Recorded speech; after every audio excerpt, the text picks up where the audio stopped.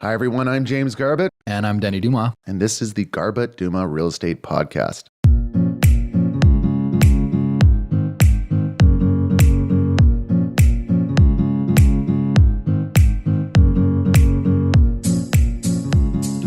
Jamie. Ooh. Describe this market in 3 words. New, improved. New and improved. I like that. Let's go with that. It's craziness out there, people. We're back to, it feels slightly different than 2016 and 2017, but there's a lot of similarities. And I think those similarities are coming from low inventory early in the year. We're coming off a very slow year in 2019, where it was kind of an anomaly. We saw the first 6 months of the year, which are typically the busiest months of the year, very slow. And then it kind of picked up as each month went on from August onwards in 2019. And we are back to multiple offers on listings, and it's happening very often. Yeah, I'd say August, July was the TSN turning point of the market. And then come October, November, it just seemed like we were in a completely different world. We had a listing appointment yesterday where we were showing sales from the last 6 months, and we had one in August that was really almost unexplainably low. And I'm like, well, that was the point right there. That was it. It was like the second week of August. That was the low point of 2019 looking back. And those sales figures are a thing of the past. We're seeing a lot different outcomes in early 2020. Oh, it's back to like 2016 vibes for a lot of product types or property types. Totally. Yeah, no, multiple offers are back. It's strange. That was a short, call it a correction or a crash, but it was short-lived, and confidence is back. And now that's why we're going to talk about strategies and tips for how to handle multiple offers from a buyer's perspective. I think it's important to note that the correction, whatever you want to call it, was significant. Yeah, I would call it a crash, but it was just not the same caliber of a crash as 2008 or 2009. But, it was 20% plus in some markets, and that's more of a crash than a correction. Even across the board, I don't know what the exact averages were, but it seemed like condos were down about 10% within, in the last 12 months, and houses in some cases were down 20% or more in luxury type properties. So to me, those are significant numbers. They are significant. How often does that happen? No. When was the last time you saw that? Well, the last time I saw a significant crash was 2008. Yeah. But there was a little blip in 2012, I believe. Yeah, 2012 had a little bit of a stagnant period where there was some backtracking on price. And then I think it was the fall of 2015 where the supply just dried up and prices started climbing. So, 2012 would have been the last one. Similar to late 2019, right? Supply just kind of dried up and buyer activity picked up a ton. So where do we begin? How does a buyer approach this new market and have a chance of getting that property they like? I mean, let's start like super early on in a buyer search. So I'd say most importantly, like connect with a professional that you trust. Meet a few different realtors. Meet people that are area specific to where you're looking, just so they have an updated beat on the market, because it seems like we're back to the climbing markets of 2016, 17, and every week, every month is very different. And I think if someone is out of area, they may not have that exact pulse on what is happening in those neighborhoods that you're looking at. Yeah, I agree. I can also add to that, a lot of buyers have to go through their process to have clarity on what they want to buy. So aside from working with the right professional, if you're looking at a certain area, a certain price point, certain property type, get familiar with it. Drive the neighborhoods, drive the streets, spend time in the areas that you're interested in so that you have more confidence when the right place comes up, that you are confident that that's the right place for you. The sooner you recognize what's good and what's bad, the better off you'll be and the more confident you'll be when it comes to offer time. Yeah. Number 2, I think, is connecting with a good mortgage person. And I like steering people or new clients towards mortgage brokers, just because in this world of multiple offers, you are likely going to need answers very quickly and at weird times of days. So often working with, a rep from your bank on Saturday and Sunday, when you need an answer after an open house, whether you can offer on this property or not, those mortgage broker type people will answer their phones at weird times. Yeah, and I think just to further clarify that, mortgage broker, mortgage specialist, sort of interchangeable in the way that we're talking about it. And when Denny's mentioning just the rep from the bank, really what we're talking about is, say, the account manager that does mortgages is one of many things that they do. I mean, if a bank has mortgage specialists and that's all they do, that's great. They understand the urgency in this market. They understand the urgency of real estate and how important and time sensitive financing approvals can be. But if it's, say, an account manager that does a bit of everything, they are not as urgent. And quite frankly, timing is everything. So it's very convenient if you have a comfort level with your account manager. But when it comes to offer time, whether it's a quick subject move for financing or no financing at all, you want absolute confidence that you're not signing your life away without too much risk. And that account manager may not be in that day or may not adapt their schedule to the urgency of your offer. So highly recommended you work with someone that is strictly in the mortgage space.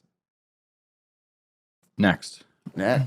When the search starts, I always say, especially in these crazy markets, get out and see as much as you can early in the search. Get a really good idea of what you like, what neighborhoods you want to be in, the property type you want to be in, because the inventory is very low, and when that next good one comes up, the likelihood of it having multiple interests is very high. So you want to be prepared and have a really good idea of what you are looking for. Yeah. So absolute clarity and become the expert of what you're going after. But just back to the financing, have the right person, your right go-to person when it comes to the loan. But to add to that, they're going to need all your documents. Yeah. They might say pay down certain debts. They might say, maybe you've been at a job and you're still in a probationary period. Whatever it is that they need or whatever you have to get through to get your financing solid, do it. Get all those documents in. And, if you are in a probationary period that's coming up, get through that period or recognize the risks involved with, offering on a place without 100% certainty. And what you want to get is a pre-approval, and you want a pre-approval with the lender having all your documentation. And if you have that pre-approval, you'll be a little more confident when it comes to offer time, but that pre-approval doesn't mean that it's a firm approval for that property. The lender still needs to approve the property you're buying. They just, will say you will be qualified for, say, $500,000 based on the information we have. Yeah. That doesn't necessarily translate to the property they're buying. They still need an appraiser to go on. I had that exact experience yesterday with a new buyer. It was the first place that she saw. So, there's a reason that, she wasn't necessarily super prepared, but it was a unit that she really liked, probably is going to get multiple offers. And for her, it was just kind of a little bit of a wake-up call to say, okay, well, there's this list of documents that my mortgage person asked for. This is kind of the motivating factor to get them in right away so that the next thing that comes up like this, I can be a little more prepared for. 100%. Absolutely. So let's kind of get in the buyer's shoes here. They've gone out, they've seen a bunch of places, they have confidence in what they're looking for and where they want to be. They've provided all those documents to their lender, the mortgage specialist, so they have their pre-approval in place. They found a place they like. Everyone likes it. That's how it goes. So, yeah, one thing I want to note on yes. One thing I want to note on showings is when you narrow down the property type that you like, as soon as you see it pop up, reach out to your realtor and say, here's the address. When can we get in? It's important to get in as soon as possible. In climbing markets and active markets where there's very low inventory, properties sell quickly, and some of them don't make it to open houses. So if your plan is, if you see something listed on a Monday, reach out to your agent right away and try to get in to see it the next day. Don't wait till the open house, because in many cases, they are gone before that. So the urgency should be there, and I'd say just make plans to get out immediately or as soon as possible to see places, because they don't always last a week. Yeah, it is frustrating from a buyer's perspective when they see a listing they love, they see the open house coming up, they're waiting for that open house, and it sells on the Thursday or Friday before it. So a simple thing, as Denny mentioned, let your realtor know, and that realtor will reach out to the agent and just basically dig into them to say, would you, when are you starting showings? Would you look at an offer early? How are you dealing with offers? Just try to get in the door as soon as possible. And if there is some gray area or if they're open to looking at an offer early, try to do that. Get in there early. Don't wait. 100%. Especially in transition markets where the activity's really just kind of started. So we're not necessarily back to every listing is listing on a Monday, doing open houses and looking at offers after that. There are still lots of properties that don't say anything about offers and will look at offers early. So that was kind of the idea behind getting in there as soon as possible to be that first one. And if it's something that you love, go after it right away. Don't wait for the open house. Yeah. So whether they get in early or not, what's the next step? So let's say it is that scenario where they're planning for multiples. They've listed at a pretty conservative price. It's a great property on a great street. They're doing the open houses. They're looking at offers on Monday. Let's call it a condo too. All right. Just for this one, because a little bit of a different step for a house. Sure. Yeah. How can you prepare yourself going into multiples? Request strata documents, property-related documents early. Review them all early.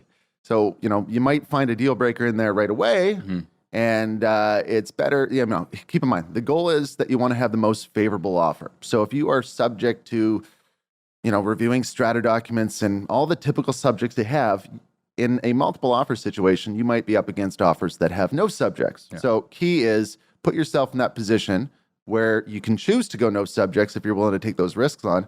And part of that involves reading all the property-related documents, strata documents, title search, property disclosure statement.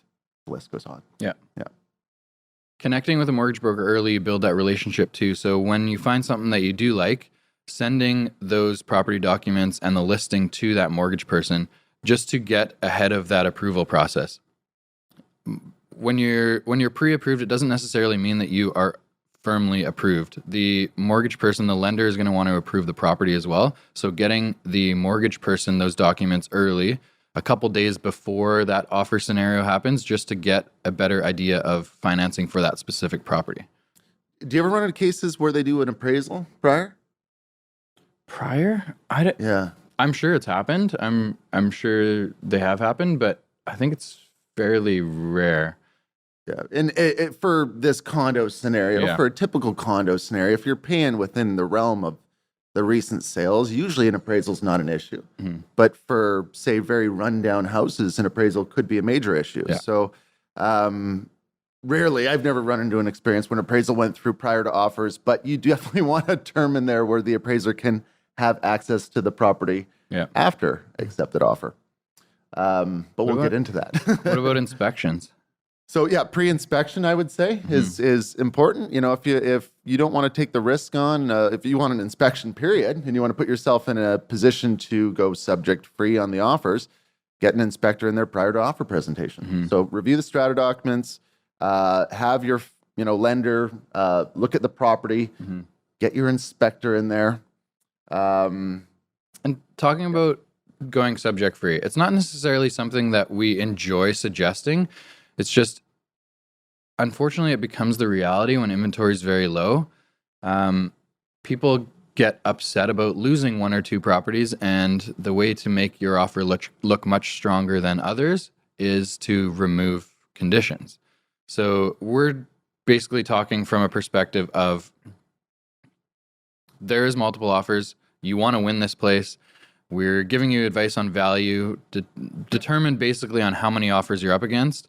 And the way to make your offer stand out is to remove conditions or shorten those conditions. So if it's something where maybe a listing agent on a condo doesn't have strata documents yet, so most offers are going to have strata documents. Your listing agent can be a little proactive in terms of trying to find out those strata documents. If it's an area that they work often, maybe they have them from a recent listing, or can reach out to an agent who has sold in that building from a recent listing.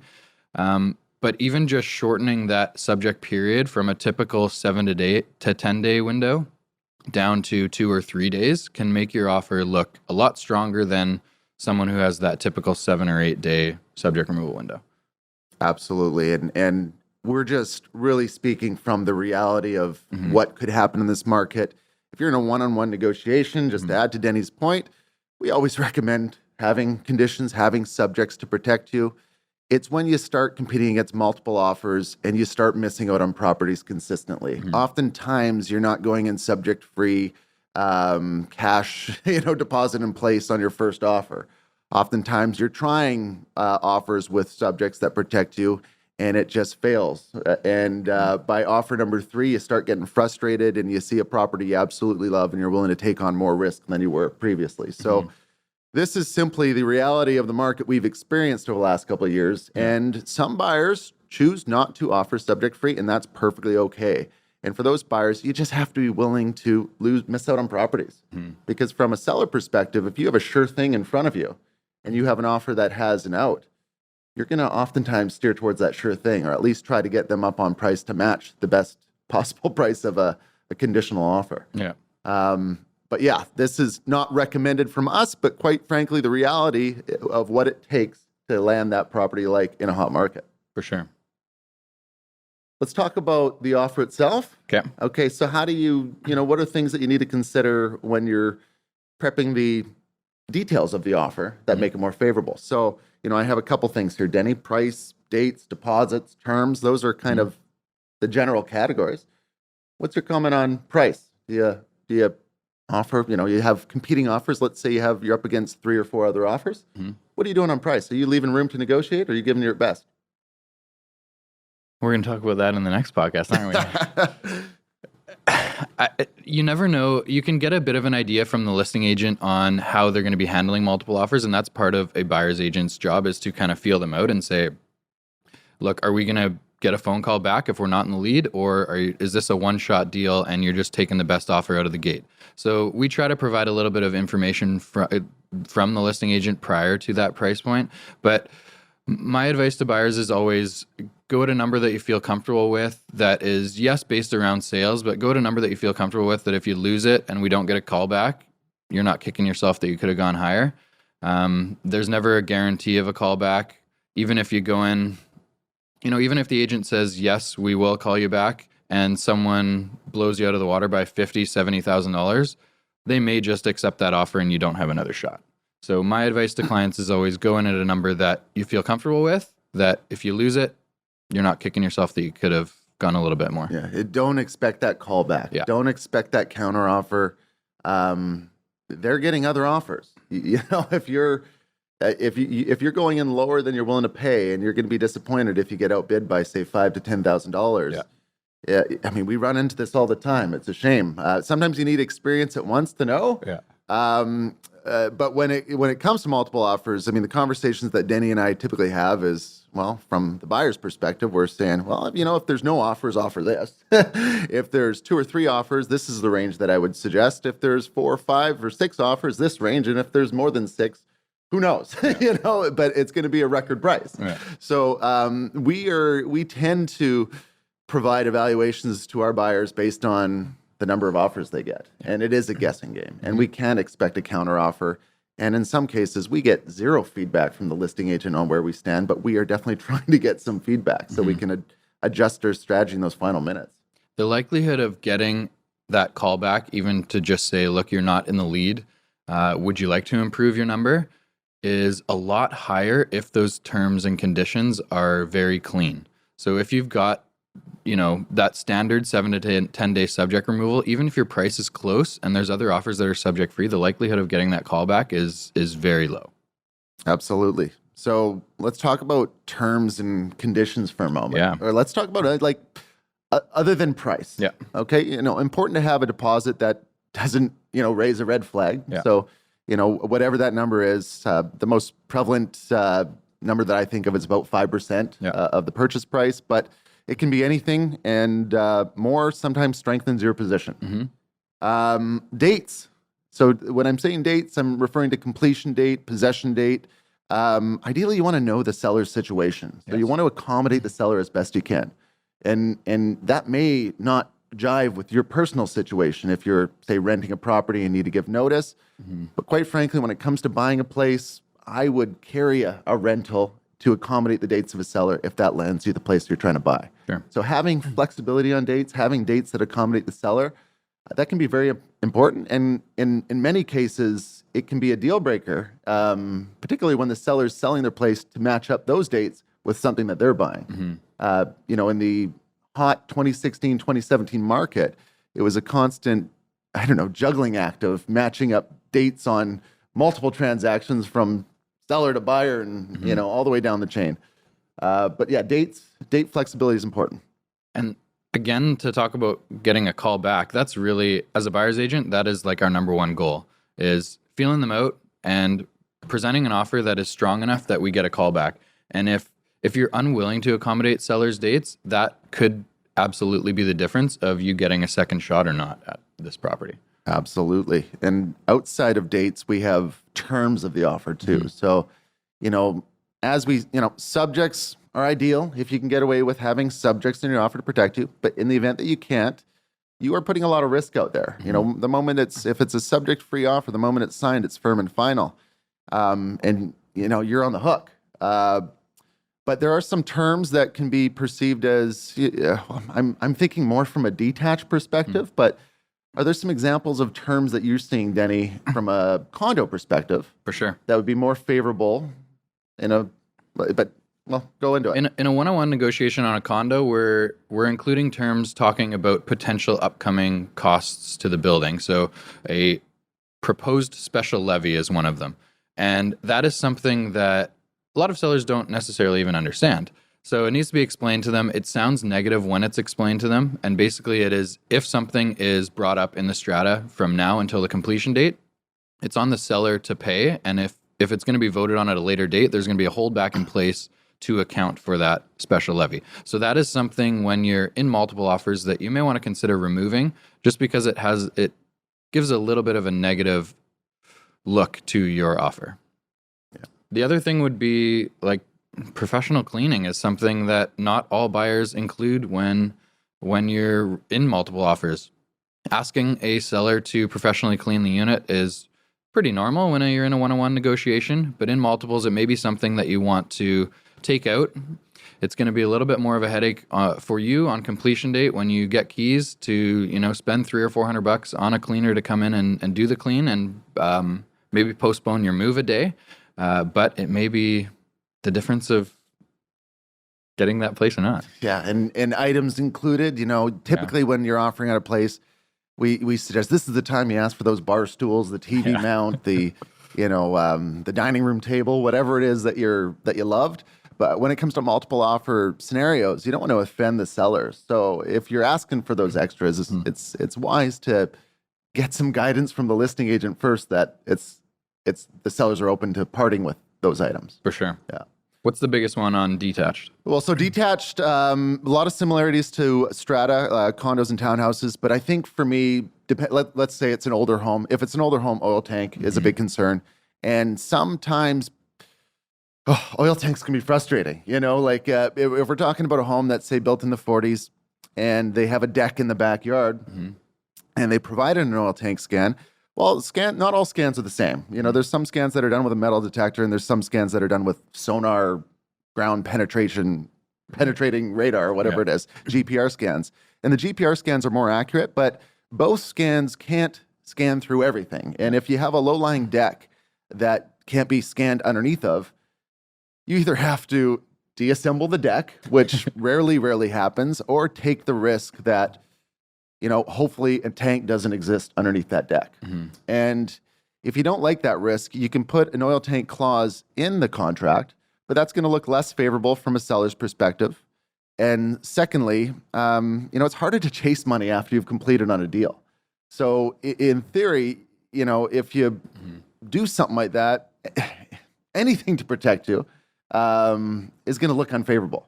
I can think of many scenarios when it comes to older homes in a hot market where they're offering subject free, where the buyer was taking on basically the risk of an oil tank if we couldn't get 100% certainty on a scan. So say 80% of the grounds around the house could be scanned with no problem, but there's a deck that the seller didn't want to remove and that's just as is, or there's a bush, or there's a concrete slab with rebar in it or something, or a staircase that you just can't work around. There's areas that are exceptions to a scan. And so, but overall, you want to get as much certainty as you can. Get an oil tank scan done. If they have one that was done with a metal detector, get a GPR, sonar scan. and decide at that point if you're going to take on the risks or not. And if you take on the risks and say you're willing to get the seller on the hook for maybe they're willing to take on the liability of an oil tank for 1 year, then after you complete on the deal, take apart that deck, scan underneath that deck, and find out if there's a tank within that 1 year period. If you do have some sort of term that leaves the seller on the hook for liability of oil tank, it looks more favorable from a seller perspective if it's a 1 year expiry date as opposed to ongoing for the rest of their life. Yeah. So oil tank is one thing. And outside oil tank, I think the next thing that's a little bit more important for detached than strata is insurance. Oftentimes your mortgage relies on you getting home insurance for detached property and just having, peace of mind that the home can be insured and the costs involved with that. Anything else come to mind for detached over condos when it comes to positioning yourself? Well, that was pretty good. Yeah, I think, outside of this, depends on the property, but oftentimes we recommend going down to City Hall, looking at the permit history of the property, looking at the zoning, doing all the, when you're buying a house, you're buying the land underneath of it. So just making sure, if there's any easements, right-of-ways, covenants, zoning issues, open permits, different things that, might be on record at the city. Getting that out of the way.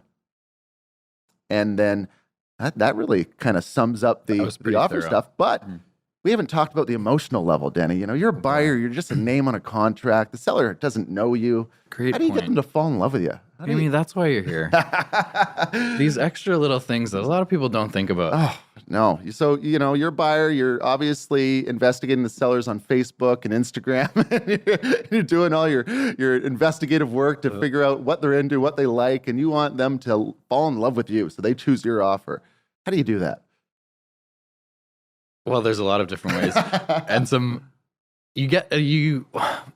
when people lose out on a few places, they start getting very creative. So I've had the typical scenario is including a letter with your offer. So just kind of explaining who the clients are, whether it's written by the client or the buyer's agent. I do it almost every offer, regardless of whether you're in multiples or not. I find it's a nice touch, and it means a little bit more for the sellers to know who that buyer is, especially if it's a family home that the sellers maybe lived in for a long time, raised kids. There is a big emotional connection to the home, and they kind of enjoy understanding who that next family is that's going to be moving in. The typical thing is a letter. Often buyers will include photos of their family or their family dog. Yeah. I've had a letter that was very emotional, but also pretty hilarious at the end because they said, if you pick my offer, I will deliver a full plate of brownies tomorrow. So getting creative with that kind of stuff, even just like adding something like that at the end to make a seller laugh or remember your offer over those other 4, 5, 6, 7, however many there are, it can go a long way. And I've seen sellers pick much lower offers, not the highest number, by a significant amount, just because of the emotional connection, or they knew someone who that was their daughter, or like little weird connections. Multiple offer scenarios are weird. Not always the highest offer wins. No. Just to make it clean and simple here, nice photo of you and whoever's going to live in the home. If you're a family, include that. If you have a dog, include that. And then, just a simple letter about yourself, what their home means to you, what it will, what it will be for you and why it's so important, and anything that you love about it, just something that connects them. And, if this is going to be your first family home and you plan on living there for, I don't know, the next 10, 20 years and raise your kids there, they let them know that. Like, people care. Not everyone cares. Some people don't care one bit, but some people really do care. And remember, the primary goal is to get your offer accepted. Sometimes that letter is what it takes to edge you out. The secondary goal is, if your offer isn't the best one and likely not to get accepted, you want that second chance. You want that counter offer. So if you're not the front running offer, your letter might lead to a better chance of getting that counter offer. Absolutely. Anything else, Denny? That was pretty good. I think we summed up a lot of stuff here. You are officially prepared for 2020. Good luck.